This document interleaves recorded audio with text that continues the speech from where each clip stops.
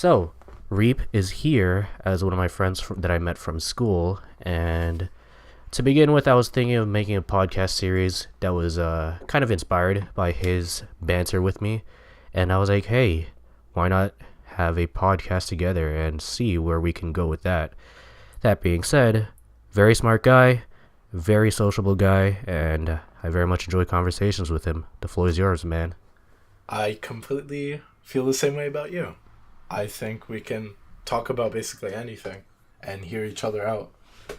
And For we sure. might not necessarily agree, but we usually do, I feel. But if we don't agree, we usually respect that, and I think that's great. Yeah, And we of have course. pretty respectful conversations. Mm-hmm. So what do you do? I'll question you, and then I guess you can question me. Yeah. What do you do? What's your major in school? Since we, My major, it doesn't within the umbrella of what's titled computer science, our school, and you can let me know or correct me here, but as far as I understand, our school has a very specific set that is under computer science, and it specializes in programming, has a little bit of network into it, but I think as far as I'm exposed to, it has a lot of programming focus onto it. So we could just say that I'm of a programming major and my concentration will go towards programming. And yeah, what about you, uh, mate? so I'm actually doing the same. So I'm in a program called Computer Programming and Information Systems, Mm-hmm. and that I have a concentration in programming as well. Mm-hmm. So really interesting, right there. Right, we're both the same. I think I think for me, the reason I chose programming as a concentration Mm-hmm. is that basically I find myself programming in my free time, and that seems to be the direction that my job will be, I guess, if that makes Yeah. sense. Yeah, of course. Yeah. Yeah, I just enjoy programming a lot. It's great. That's good. So on that note, how long have you been programming for, and how long have you known about programming? That's a good question. So I've known about programming for over half my life. Mm-hmm. So over 10 years. Nice. Um but I've been programming for about 9 years. And Oh, that's sick. when I started programming, it wasn't like creating classes or files. It was basically the UI design. I spent about 3 years just putting buttons on a form in Visual Ooh. Basic and not coding those buttons to do anything, but just fiddling with designing. So that was my first 3 years. It might not be programming, but it was using the software. Of So, course, yeah. There's a lot of exposure that's available there, and chances are you got conditioned to what was available, and that helped really open up the door for you. yeah, I would definitely, that's a good word, condition. I became conditioned very early. That's awesome, man. Well, I don't know anyone of any particulars, but I've heard stories where online, whether it be Cura or even like Reddit, just like whenever I was searching upon the idea of like what career should I go into, and this was after trying to try my hand at nursing, looked into computer programming as well as the general umbrella of computer science, and I've heard stories where designated high schools have like programs within themselves that will not necessarily condition, but officially by credits as well as certain natures of classes, they can have a leg up when starting college as a computer programming major. And And I've just heard stories of that, and I think it's interesting because that's a really good way of like getting the younger folk onto that direction. so what is this like leg up?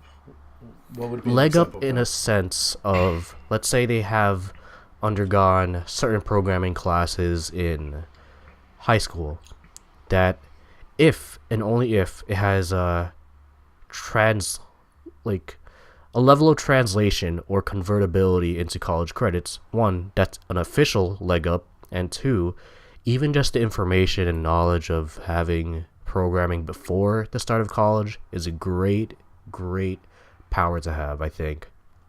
Yeah, no, I think it exposure from high school helps, and yeah, it gives you a kickstart for Mm-hmm. sure. Yeah.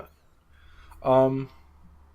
Well, I wanted to ask you Yeah, that have you had any gripes with the program so far? Is there something that you do not like? Sorry, I moved my head.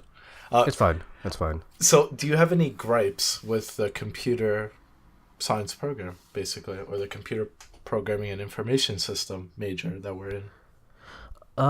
If I had to express any gripes, it's more along the tangent of the general education rather than the specific program itself. Like, for example, uh, I understand the sentiment that from a broader scope, the reason why we go through so many miscellaneous classes that doesn't necessarily pertain to our major is because we are educated to be more well-rounded. There's that premise, and then Mm-hmm. the premise does get replicated to some degree even deep into our program. For example, we obviously get educated in such a way that we are conditioned to know what networking is about. And I don't, me personally, I'm not really interested in networking at all. I just care about programming. Therefore, I understand why it's important to teach us about networking, especially about the hardware that we use to facilitate Mm-hmm. any software that we use. It's I understand, but a lot of the information that is available to learn from networking, Mm-hmm. and this may come off as like very unappreciative of whatever it may be, but I just think a lot of the information can be searched up about hardware. Therefore, I think a lot of information that is learned from our networking classes, at least elementary wise, can be searched up even when if we don't learn it at base value. So you're saying, as a programmer yourself, the things that you would need to know about networking, like we basically covered too much networking in a programming major. To some degree, and my sample size of information to criticize is small because I only took I think maybe one networking class so far. There's gonna be more in the next incoming semesters. Right. Yeah. No, I kind of agree. I would say that it's important to learn about all of the sciences. I mean, we're really specialized. Our major is really specialized Yeah. compared to computer science, Mm-hmm. which is the sciences of all computing, Yeah. and that includes literally everything Mm-hmm. in that major. So I think we have okay. I can see your argument, particularly from our school. There's a little more networking than there should be, Mm-hmm. but at the same time, when you're a programmer, you deal with networks all the time. Oh, of But course. but Yeah. like you said before, that stuff is easily looked up. Mm-hmm. So yeah, I see both ways. I guess I see Yeah. both views. So my question is, at this current moment in time, how far are you away from graduation? And two, what are your criticisms towards our program, if you have any? Okay, so I am one semester away from graduating. So Dope. my spring semester will be my final full semester. I'll have two summer classes to complete, but that shouldn't be a Mm. problem. Mm-hmm. They're just liberal arts extra stuff. That's fair, man. They catch And up, yeah, get the I best caught of up. us. um so to answer your other question, do I have any criticisms? I think overall my experience at this college was very positive. That's good. Um I don't really necessarily. I mean, there's a few teachers here and there, but we can argue about individual teachers forever, right? Of course, it becomes a series of semantics. Yeah, exactly. So, just with that, taking that aside, I think overall my experience has been positive. So I wouldn't have any criticisms towards the college as a whole, rather than the semantics of a professor being Yeah, crappy. that's good, man. It's really good to hear because I know, well, just even one note of like semantics. There was a certain professor that I have brought up, and I'm not gonna name drop because that's it's a little fucked. But there was a certain professor I did name drop in conversation, particularly in one of our classes that we have together, and like I always questioned why people, when moving on to the next sequence of this class, I wondered why people didn't really like him in that next the ladder up. And when whenever I hear about it, I'm it's a huge discrepancy in my understanding of him, because the professor particularly, because I never had much of a problem with his teaching style, and I've it to give leeway to those who have a discrepancy with him. I'm the type of person who very much has who facilitates an active role in trying to learn if I cannot learn from the professor himself. So whenever I have this sort of discrepancy in myself, if I know for a fact I cannot learn everything from a professor, I do what I can to make up for the missing legwork, you know? Mm-hmm. And with him in particular, I enjoy his teaching style very much. He's the type of person who, whenever he speaks, even though some tangents may be offhanded or may seem irrelevant, I there They're has to be engaging. some. It's engaging, yes, exactly, Okay. and there is a point where there needs to be like a critical ear for students to distinguish what is important information and what is just purely anecdotal. That being said, he's a very knowledgeable guy. Everything 90% of the Yes, yeah. time he speaks, it's a lot of good information. And worst comes to worst, if a person doesn't have the availability to be aware in the class, physical classrooms as well as the physical lectures, then there's still the online resources that we have to learn from his own particular archives. So I right now I have yet to find out why people have discrepancy with him. That's all. So to add to what you're saying, I know Yeah. who you're talking about, Yeah. and we'll keep his name, his or Yeah, her yeah, name. I may have given it out, but that's okay. We will keep his name under Under under the wraps. yes. Uh, Yeah. so basically, what you're saying is that so we have a foundational one course for programming and the Yes. second foundational course. Hmm. So what you're saying is in the first course, he's a great professor, but when you talk to other students about taking him for the second foundational course, it's like don't do it. It's like Yeah.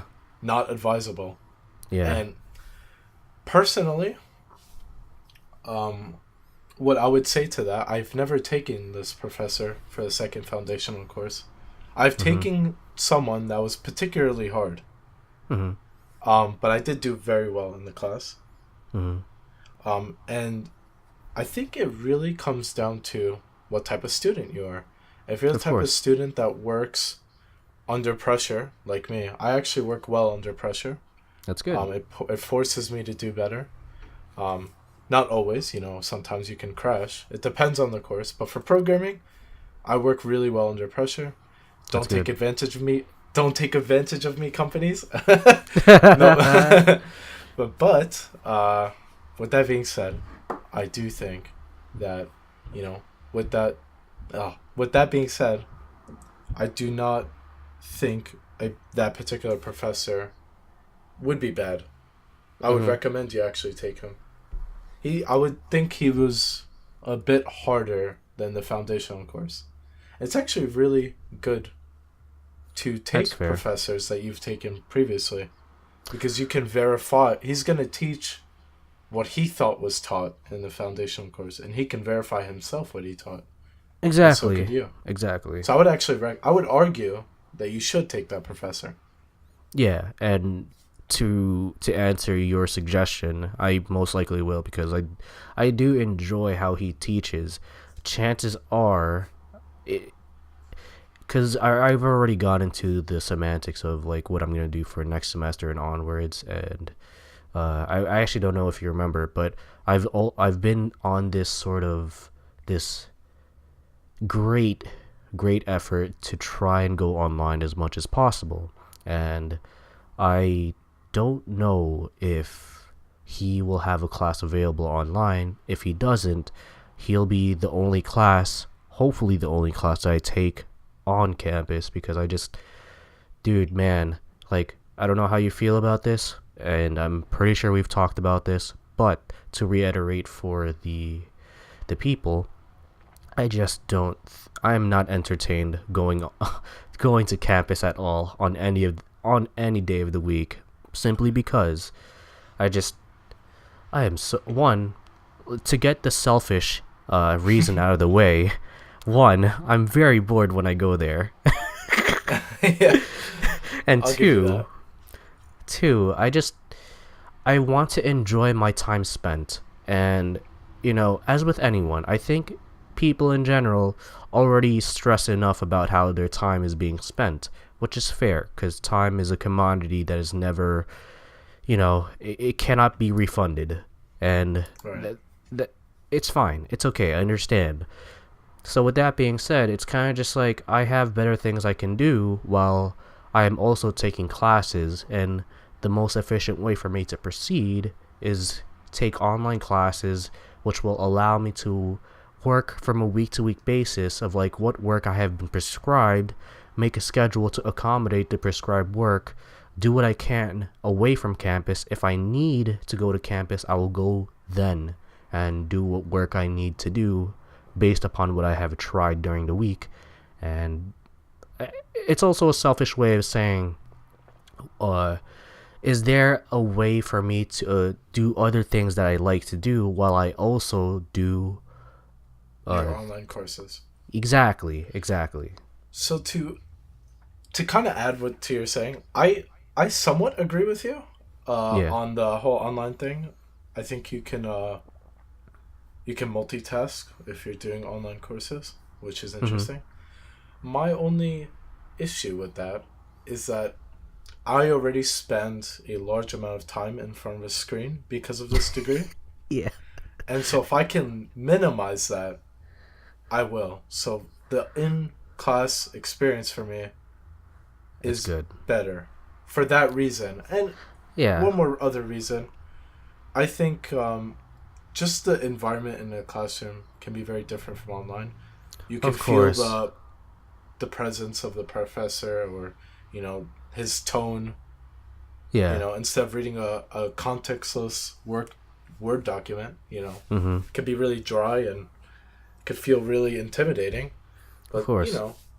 you know, online courses they have office hours and stuff. You can see them. Yeah.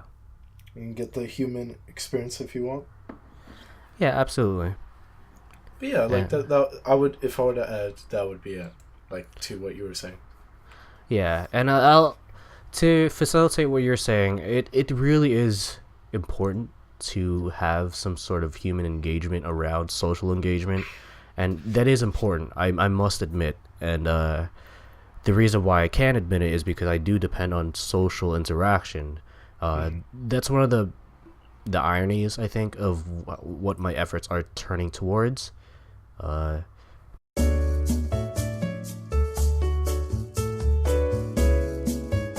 Continuing with what I was saying, the irony of my efforts are that despite how much I enjoy socializing, I'm obviously proceeding in a way that is considerably antisocial, and I I am taking measures that are accommodating said antisocial efforts, or what's perceivably antisocial about my efforts, which are taking the form of, well, basically we got an email over the past like month about how there's gonna be like some get together about student advisory boards and whatnot, and this is also in tandem with like what I've stated about spring, my internship plans.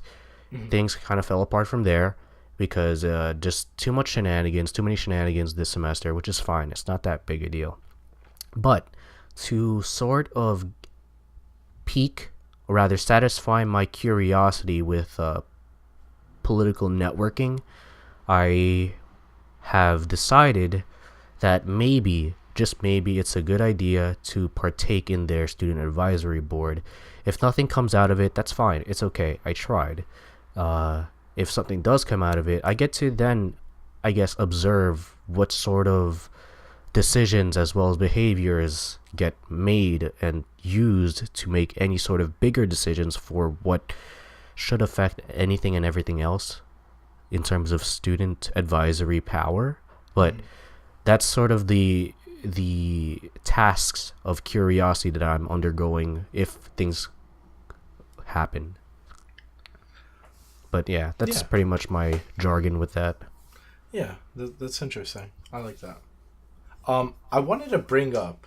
This might be purely for us and Yeah. the people in this, but I want to bring up the programming Discord Yeah, yeah. because I think this was a really interesting idea I had. It is, yeah. Using Discord to collaborate with students on our campus. So this programming Discord is primarily students from our school. Mm-hmm. This programming Discord that I'm referring to. I Yes. have a few other friends that I've known for a long time in there that don't go to our campus, don't go to our, state. Yes. Some live across the world, but Mm-hmm. they have a passion for programming. We share that passion, and that's all that matters to me. Yeah. And they're doing their own thing. Now, the reason I bring up this server, there might be actually a few of you listening in from the server. Welcome. Thank you for listening. And I have to say, probably the best thing I've ever done with grouping people together, organizing people. I Mm-hmm. think the fact that we're able to get all these students to in one place and kind of discuss like issues like these. So most of the people in this Discord, like I said, go to the college, but have no idea who each other are in real life yet, even though they go to the same college. Yeah. So it's really interesting, how well people handle each other. Like it's not like it's a nice little community we have here.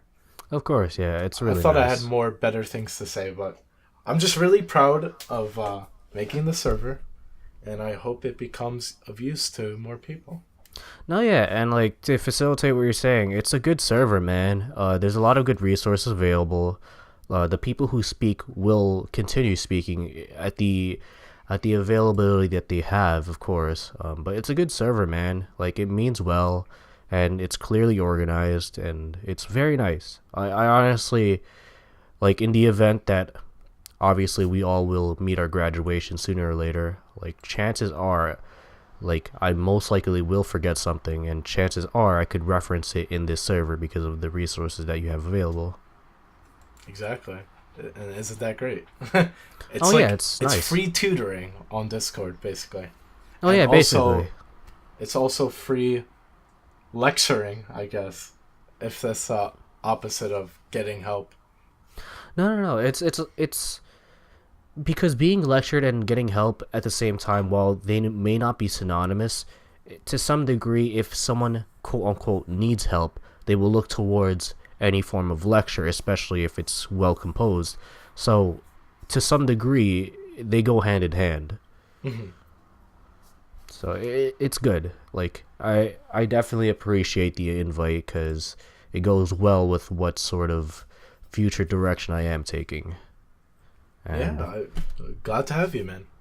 Honestly, yeah, great, good yeah, stuff. I'm glad to be a part of it. Especially like with as you noted earlier, a lot of these students they may we get to interact online, but we have yet to meet in person. But it's fine. Like at the end of the day, there's always room and time to meet. It's the fact that this server at the moment kind of serves as like a intermediary meeting place. If that Yes, exactly. And I Yeah. think that's really important because, these days, let me hit you with the anecdotal. These days, um, Yeah. basically, there's not a lot of social activity between all students. I think people, when they first get into a class, Hmm. they meet someone next to them, they socialize with this person only, and then everyone else, they don't care about. But this Of kind of course. mitigates that. This mitigates that.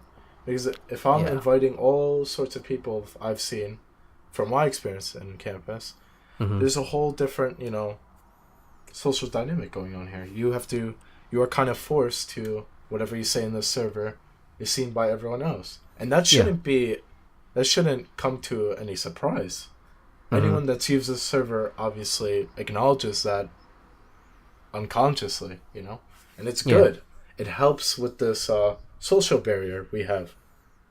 Yeah, of course. And of course, I was wondering if you had more to say because I do have a lot to say to facilitate what you're saying. Oh God, yeah, it's good. It's good stuff. I wanted to acknowledge you people in the Discord, so there you go.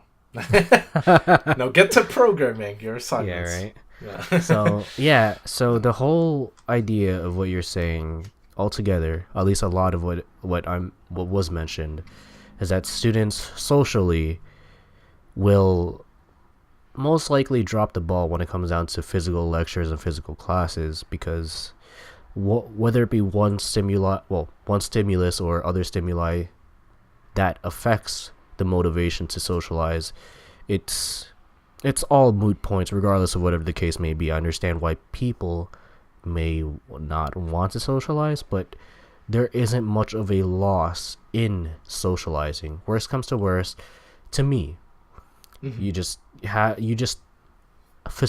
accidentally have a outburst, and I use outburst very, very, very lightly. uh it could be like as little as a voice crack. It's little things like that can sometimes really affect a person's perception of themselves, of how they demonstrate to other people, which is Yeah. I can understand.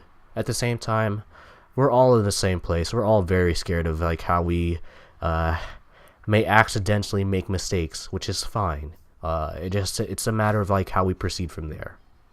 Yeah, I completely agree with you. I think it has to do with confidence. Oh yeah, And easily. and not and everyone can talk about how confident they are. Mm-hmm. And I think it's really different when you apply that confidence to more than one thing that you're comfortable with. Of So you might course. have confidence around your house, talking, or have confidence in your friend group, but Mm-hmm. take that to acquaintances or classmates. It's a very different experience. Yeah. So I think it's important that you mention that because it kind of illustrates the fact of, you know, we can sit here and talk about how confident we are, and we might not have this social anxiety, but Mm-hmm. it depends on the situation. Like this one, it's contingent upon, you know, well, actually, yeah, I guess it is contingent upon your knowing. Like, as far as I know, everyone in the server knows that their roll color Mm-hmm. means that they are in that school. I Mm-hmm. think most people know. Yeah, giving them benefit of the doubt. Yeah, so it basically, when they come into a server, they know ahead of time. Like, okay, these are people in my school. I think that helps kind of create more mature conversations, which I love. I don't like bullshit Yeah. conversations. No, yeah, it's good because the second that people know that, and this is kind of like the umbrella is like interactions between online and offline, but the idea is that once there is a paper trail that is established, in this case, we have a mutual place of physical chance of meeting. We have a paper trail, and anything we say that could be of great disrespect upon each other can be sort of met with a physical conflict on campus if we recognize each other. So there is a paper trail. It does have a sense of incentive to make sure that we're not clowning in a very negative Yeah. fashion. Yeah, the paper trail you're referring to is these. I understand these students that have or these people in the server have this role, and they go to my college. So if I happen to meet them, there will be, like, they might know about what I said that might have been disrespectful. So I think it's good. I think it's great. I love the Yeah, paper trail idea. yeah. Not that there should be, but No, of course. It's really the just like, I guess, to put things in a better note or better light, it's more of the idea that people need to be held accountable for what they say, regardless of whether it's online or offline. Because a lot of people think nowadays that online means that they don't have to be held accountable, at least from what I've been interacting with online for X amount of time at this point.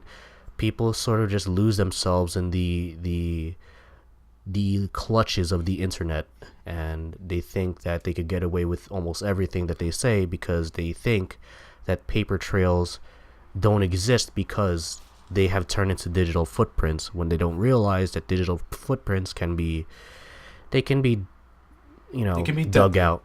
Yeah, exactly. I wanted to add to this conversation, going a little bit off topic. Now that Yeah. we're talking about conversations, right? Hmm. What? So this is gonna be interesting now. What is the worst conversation you've ever had with someone? Like, what were they saying that was so irrelevant or so mind blowing that they were even telling you this information? Oh man, Like, it doesn't any just example? it doesn't just go into school. For me, I was working, and like, this is when I was taking my time away from school just to see what I wanted to do in life. And I realized that, like, age gap has such a huge role with how a person may or may not connect with another constituent.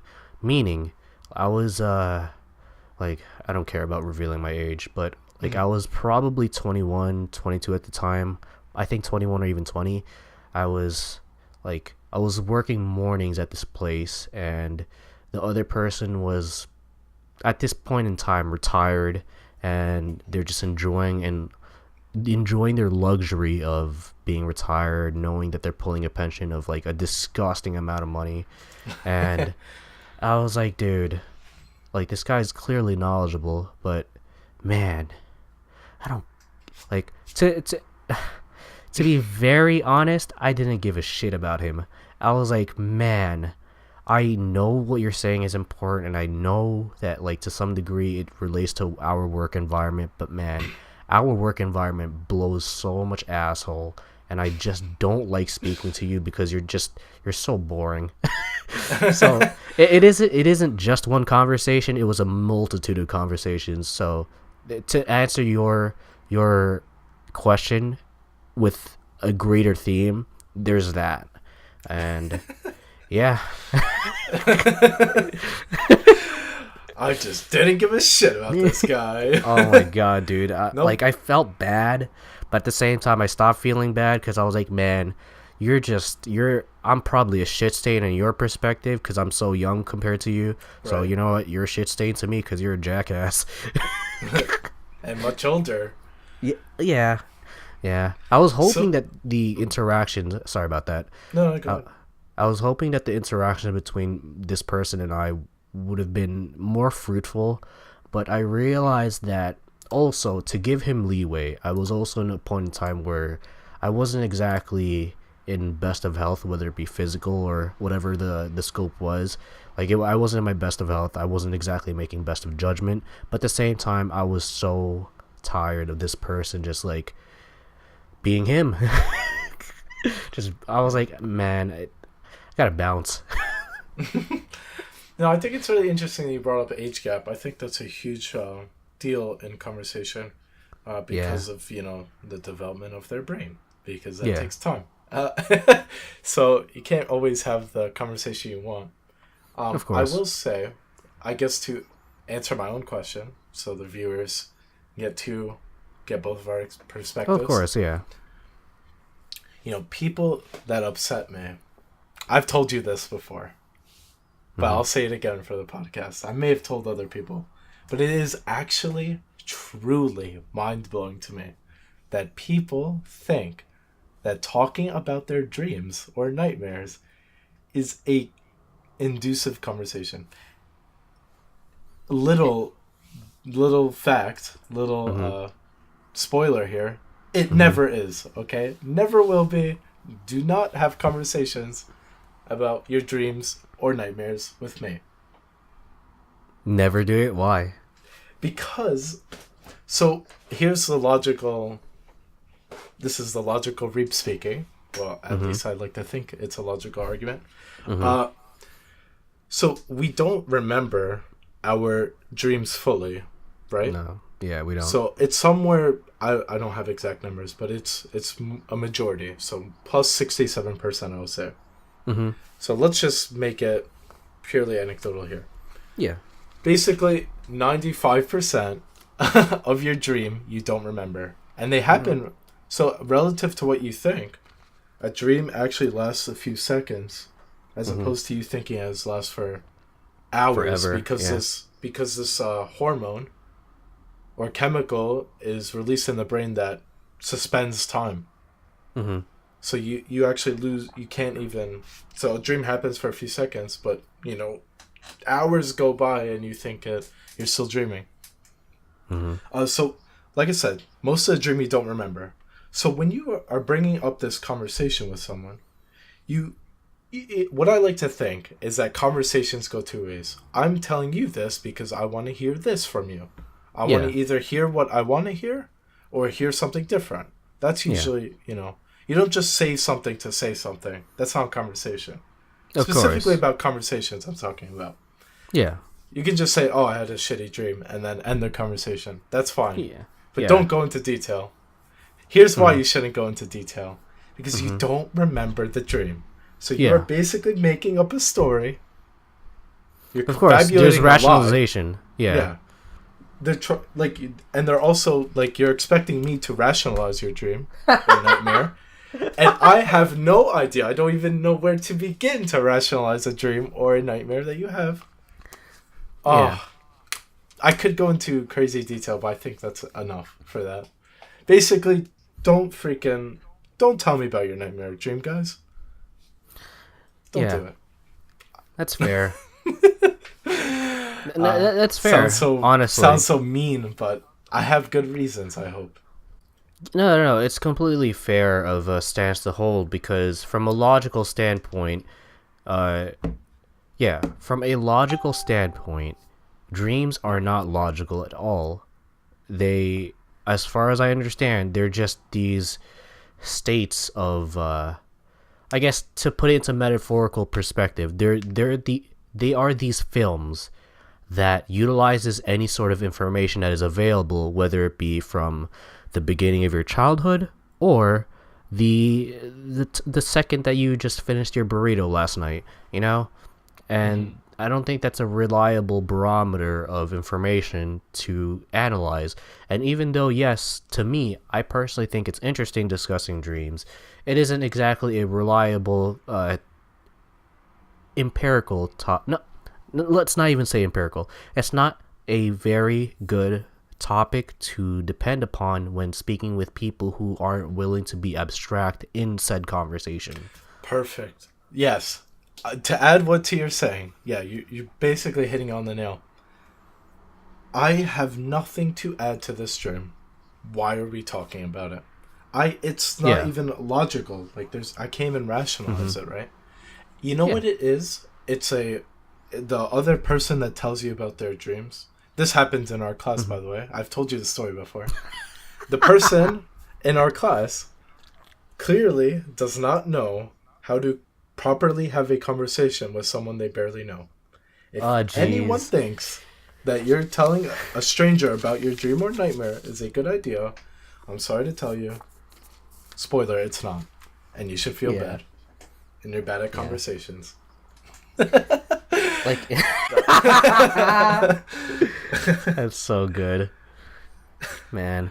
Like, yeah, the thing is with dreams, they are a slippery slope because Yes. you, Yes. if anything, they are a good way to determine if a person is good at making conversation or not. Because if they can make dreams an entertaining conversation with all variables held constant. Uh, Mm-hmm. it's a good way because dreams aren't really that entertaining to recite because they're just a mishmash of information and nothing makes sense about them.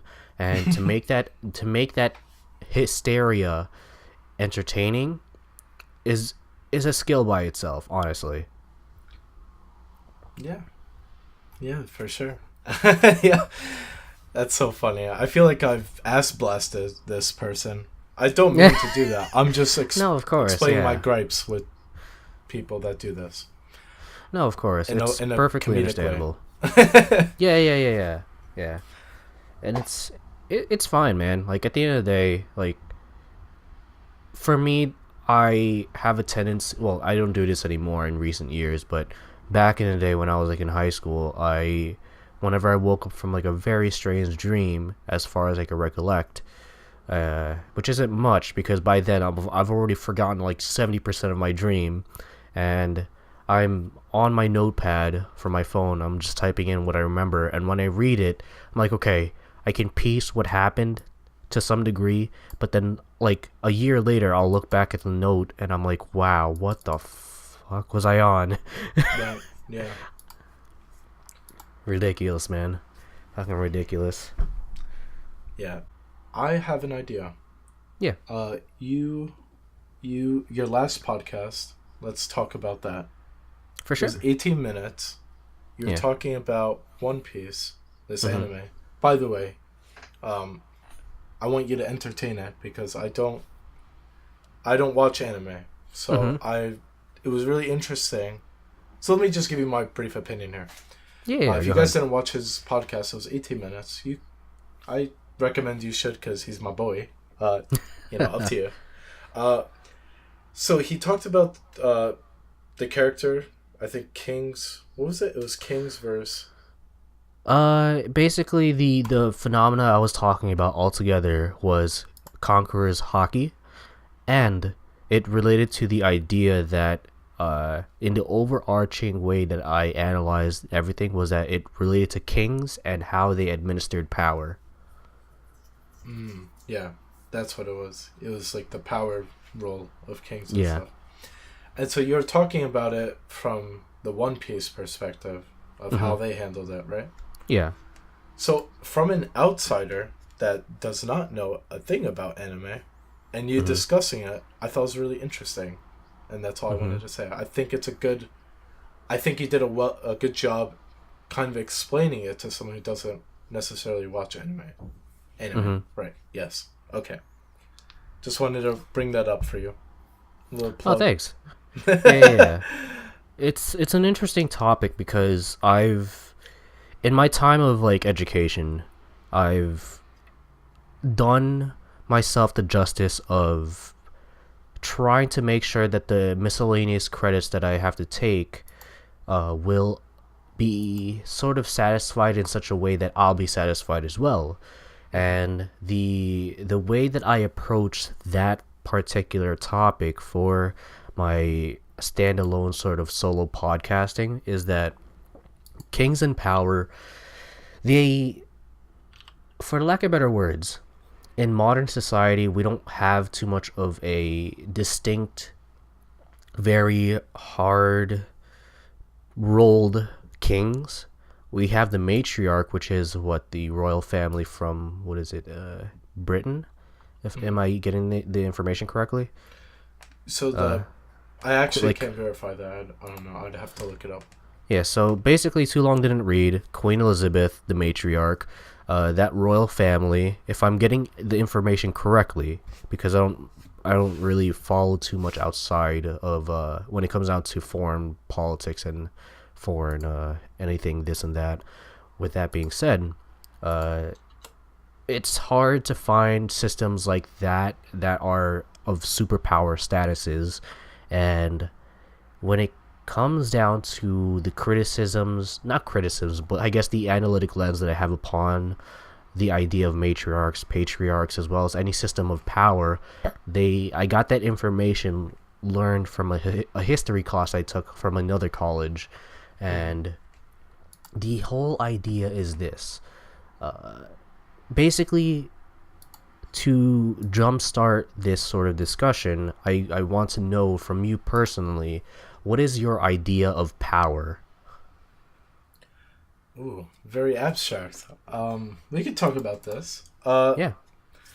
So my idea of power comes from wealth. If you Okay. have wealth, you have power. Mm-hmm. I think that's the reason for that is our trading system relies on money. That we Mm-hmm. don't trade horses for wheat anymore. Yeah. Um, but we could, but at the end of the day, that could be turned into money, Yeah. and money could buy universally anything. So Mm-hmm. yeah, power comes from money. I would keep it simple and just saying that. And And that's good. if you have money, you have power. Even though you might not think you do, you could use that. You can use money to buy yourself a military, for example. Yeah. Right. So yeah, just to keep it simple. What do you think of that? That's good, and it is a avenue of power. Uh, it's definitely understandable as to why you would say that wealth is power. It definitely has a lot of influence in the broad scope of power, Mm-hmm. and it doesn't necessarily accommodate everything that goes into wielding what the tangible sort of presence of what power is. Okay, let's go into that. What do you think? What else does power have that wealth does not dictate? For example. To answer your question in a way that will hopefully encompass what you're asking, how I learned what power is basically it's sort of a metaphysical force that we have assigned value into, and in the history class that I took, which kind of it very much emphasized the revolutions of our modern world, like in the Yeah. past like 200, 300 years, all the revolutions that transpired, we very much took critical lens upon so that we can understand how did revolutions happen, and what were the idea of counter revolutions, and how Mm-hmm. did power play into those specific set of experiences. Basically, what we were taught is that power is this sort of influence that. Okay, hold on. So basically, if I were to compare two different ways to help facilitate what I'm saying, there are two systems of power. One is of democracy, and one is of, to put it into a very sort of extrapolated measure, one is democratic and one is of communist sort of influence. Those are the two different systems of power that we're talking about. And let's say the people are very dissatisfied. Their sort of socioeconomic situation is not good, very debilitated by the system of communism. Let's say that. And there is no incentive to for the economy to be better until a revolution happens. So, the a revolution does not happen until there is a systematic change of power. And when the power shifts from a system of communism to a system of democracy that gives power towards the people, or ideally, because I see what you're saying. I see where you're going with this. yeah, power is a metaphysical force that we Right. assign value to, and that can And be that could of change based on what's going on around us. exactly. Completely agree. Uh, I just think, also, yeah, so we both agreed on the fact that money is essentially most Yeah, of what power it is, can be what power it could be a represents. lot of what power is composed by. But it also has this intangible state where, you know, I might not have a lot of money, but I happen to get in front of a lot of people and say, take out your guns and shoot everyone. Yeah, I've just created a yeah, different power dynamic. exactly, I've changed what exactly. people value. Like, so, right? Yeah. Yeah, exactly. Yeah, yeah, I think, yeah, that's very true. That's a, doesn't happen often, but it can. Yeah, because what I think I may have touched upon this in the podcast, but I think what is the scariest part of having power is that you don't have to be correct in administering that power.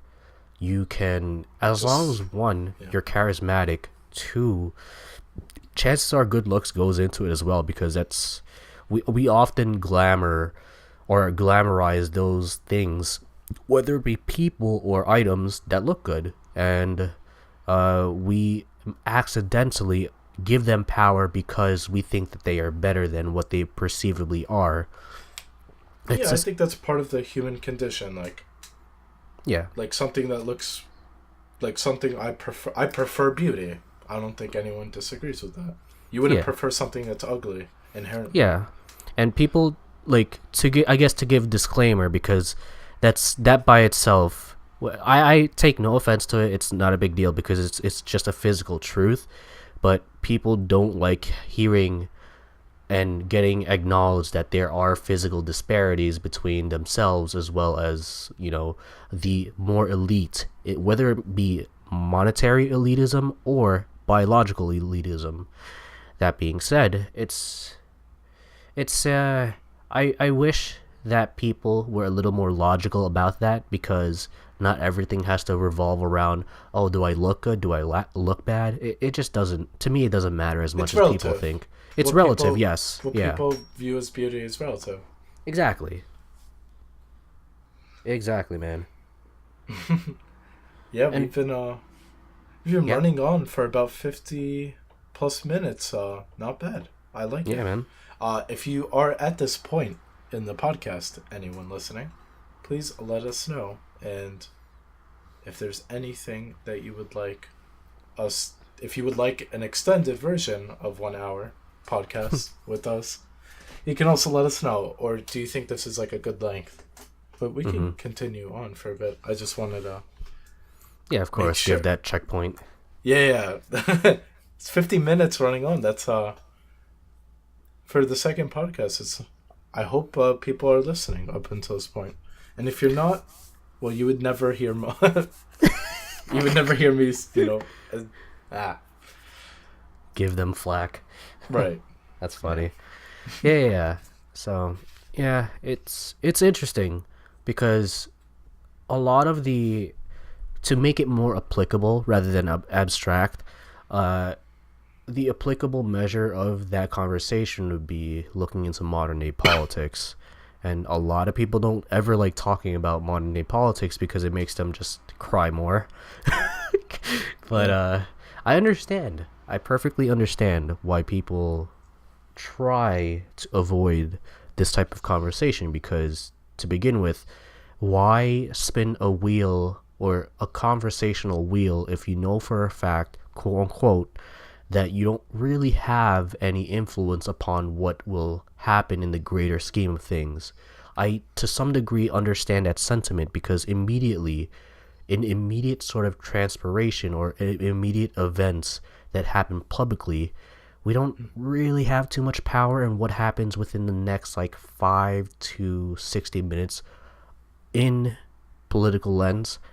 But at the same time, the that sort of defeatist that sort of defeatist attitude can yield itself to having astronomical repercussions, such as, regardless of whatever candidate may be, there will be times where an overwhelming majority of people who would prefer otherwise will be very surprised when certain candidates get voted in.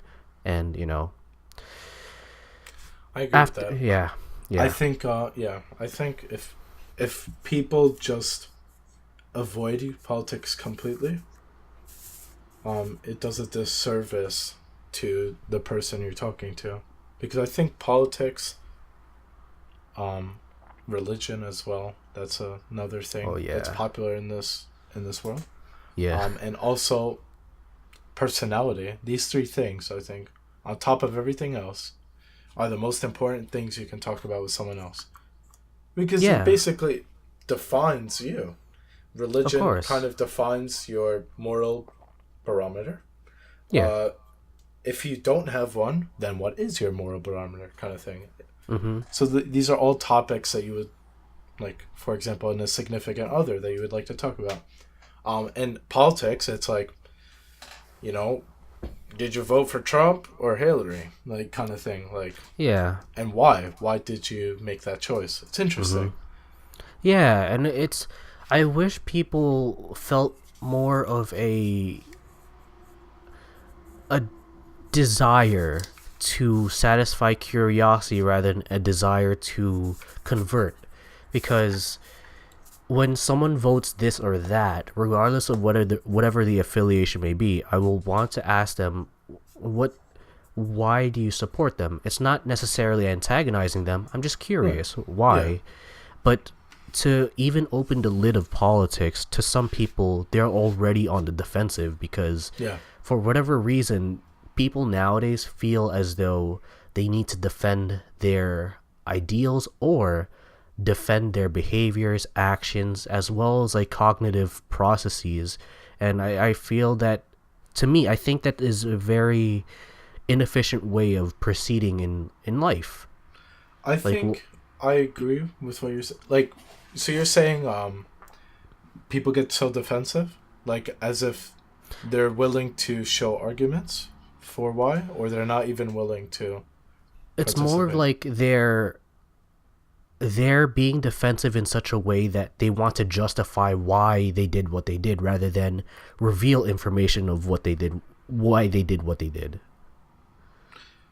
I think I get what you're saying. So, like, for example, if we turn this into an example, Mm-hmm. um, I hypothetically voted for President X, Mm-hmm. and you asked me why did I vote for President X? Oh, Mm-hmm. I just did. You know, I won't like. Are you saying like I don't reveal information, or like I voted for him because he does this and that, and I like that, or like I don't get into specifics? It's more of just like you're trying to convince me why you're correct rather than just basically saying, oh, I did this because I think he has a great policy he's supporting, and that's why. Oh, Uh, so like it becomes like, well, he's just right, as opposed to this is the things he yeah, exactly. this are the things he believes that I also believe. It Yeah. becomes a matter of argument than Mm-hmm. discussion, is what you're saying? Yes, exactly. Okay. Yeah, I think you know why it is that way, I think, is because politics is a very sensitive thing to talk about. And it Oh, of shouldn't be, course. Of course. And is what I you're saying. understand, yeah. It As shouldn't on be. your note of it being sensitive and why how it shouldn't be, I agree. I think Yeah. it's very inefficient for people to think that this is a topic that we need to avoid just because we're afraid of, I don't know, hurting each other's feelings. Yeah. As long as you are presenting arguments with facts, things that can be Mm-hmm. tested, not like, oh, I believe that worms should be crucified. What? Why? What's your underlying evidence? Yeah. For saying that. Yeah. No, I just believe worms should be crucified. Okay, we're not having a discussion, basically. You know, Yeah. things can't be purely anecdotal as Of well. course. It's very Things need tough to be when. on facts. Oh, of Yeah. course. Yeah, exactly. And the biggest problem, I have gripes with how people. So this kind of bleeds into how people will take certain discussions, like for example, and regardless of where we fall in this topic, have you heard of? And you could tell me if this is too much of a controversial topic to get into. Have you heard of Kavanaugh versus the other person? The allegations, the rape Yeah, allegations. yeah. Kavanaugh versus Ford. Yes, I have. So I guess I don't know if you want to get into it, but too long didn't read as to why I'm citing this example is because too many people rely on emotional anecdotes, and I don't think that is correct in terms of determining a Right. crime. Whether a man is guilty or not. Yeah, just to sum up what I think you're gonna say, um, we need facts. We Yeah, can't just rely on people saying, "Oh, he this raped happened. me." Yeah, Okay, where? Prove it. Where did he? Like, where? When? How? You know, these things yeah, need to be answered. Every man, every woman has the right to, what is it? Innocent until proven guilty. yeah. Innocent until proven guilty. It shouldn't be a search and destroy process. I think Right. that's very harmful towards the progress that we as a whole have made. And you can't prove someone guilty with emotional debate or their past, experiences. That could Yeah, help, but it's not proof. It's not a yeah, synonym of proof. Yeah, exactly, to keep it brief, because we exactly. could actually talk about it for a while. Um, but I don't think we would disagree much. No, Just yeah, from how you opened it up. yeah. Too Um, long didn't read of a discussion. Basically, I think both you and I would just prefer to have empirical evidence displayed so that we can make as empirical decisions as possible. Because why? To inject my own bias, mhm. generally speaking, not just in relation to this case, but as a whole with any decision making process that is especially administrative or political, I think it's necessary to remove emotions from the decision making process. One, because to me, emotions sort of cloud the administrative process of decision making. And two, I think that if the emotions are necessary to make, it is that of compassion rather than anything else. The ability to. I think, to slightly touch upon empathy, I think empathy is a very difficult phenomena for people to practice because, to begin with, a lot of us are very selfish and Yes. we have trouble to even get to the point where we can be compassionate. So, my sort of approach then is that if you have the inability to practice emotions at a 100% maximum control of understanding what you are feeling as well as what you think you're going to feel, then why not remove that process as much as possible so that we can administer decisions based on what really transpired or what is factual? I think I would have nothing to add to that. You basically hit on the nail. Um, Yeah, Emotive responses should not be used yeah, at all for, prosecution, all that stuff. yeah, And yeah, we do lack empathy, man. We do. It's very hard because we are selfish creatures. And that's of okay. course. And that's Yeah. okay. But just don't act like you aren't. Kind of thing. Yeah. And like, am I saying that empathy is not available to be realized from person to person? No, because I think it's a phenomena that is perfectly of great utility Yeah, when. we can teach it. Yeah. Yeah, exactly. We can teach it, especially if we do have the experience that it may not one to one ratio the situation, but at the very least it comes close to being similar, hopefully, to administer some level of empathy when tackling the topic. Yeah. I think that's a great point to end. To Yeah, hit an hour yeah, plus a little man, bit. What a great conversation. yeah, man, Uh, Let us know what you guys think. If you've reached this point, please let us know in the comments or wherever you want. As yeah, long as we can read it, guys. That's all that yeah. matters. And also at the end of the day, like, Reap and I, we're gonna have these conversations anyway, whether we record them or not is upon our selfish decisions to make, and we just want to know if people are enjoying it. Yeah, and if you are, we'd be happy to make this a semi-regular thing within Yeah, every. I won't say time frame, but whenever yeah, of we do have these course. conversations, we'll really heavily consider making them open for you guys to rip apart. and make fun of us if you want. Yeah, right. That's But probably also, what yeah, as what Reap is saying, we're also still very much trying to figure out what the format will be, let alone the idea of like recording schedule. It's really just right now. I think we're gonna upload this thing on my channel to be a one shot episode.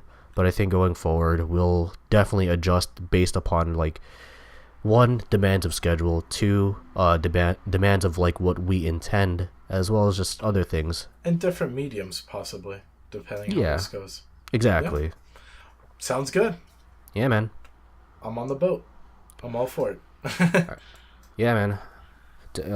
I'm excited. I'm very excited. All right, sounds good.